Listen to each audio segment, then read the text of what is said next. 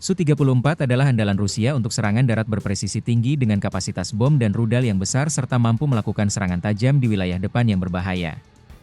Karena sering dimanfaatkan dalam operasi harian di zona bermusuhan, pesawat ini menjadi sasaran utama pertahanan udara Ukraina yang canggih. Ukraina makin mematangkan sistem pertahanan udaranya melalui penggunaan radar mobil dan SAM modern, termasuk Patriot, dan taktik terintegrasi ala barat, memadukan intelijen, drone, dan manajemen peperangan udara.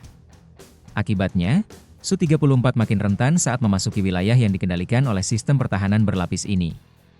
Per 16 Februari 2025, tercatat 36 unit Su-34 dan 1 Su-34M hancur, rusak total, atau ditinggalkan sejak awal invasi Februari 2022, 29 diantaranya hilang dalam pertempuran, sisanya karena kecelakaan non-tempur atau rusak berat.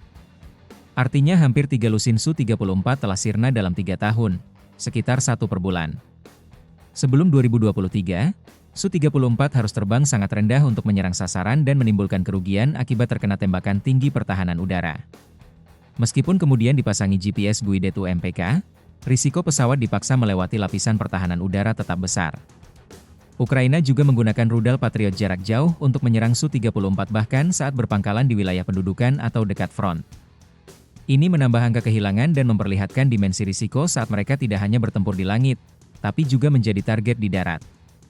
Selain itu, strategi operasional Su-34 seringkali melibatkan pola penerbangan yang dapat diprediksi yang dapat dieksploitasi oleh unit pertahanan udara Ukraina. Efektivitas sistem pertahanan udara terpadu Ukraina berarti bahwa bahkan penyimpangan kecil dari jalur penerbangan yang telah ditetapkan dapat menyebabkan hasil yang menghancurkan. Kemampuan penargetan dan pelacakan yang canggih dari sistem rudal Ukraina berarti bahwa Su-34, ketika digunakan dalam situasi pertempuran dengan kepadatan tinggi, seringkali tidak dapat beradaptasi dengan cukup cepat untuk menghindari ancaman yang masuk. Kesimpulannya, hilangnya satu Su-34 setiap bulannya dapat dikaitkan dengan kombinasi dari peran penting Su-34 dalam operasi udara Rusia, keampuhan pertahanan udara Ukraina, dan keterbatasan desain Su-34 yang melekat. Ketika Rusia terus terlibat dalam kampanye udara di Ukraina, berkurangnya jumlah pesawat ini mencerminkan tantangan strategis yang lebih luas. Kompleksitas perang udara modern menuntut kemampuan beradaptasi dan kerugian yang sedang berlangsung menyoroti perlunya RUAF untuk menilai kembali taktik operasionalnya dan peran Su-34 dalam skenario pertempuran di masa depan.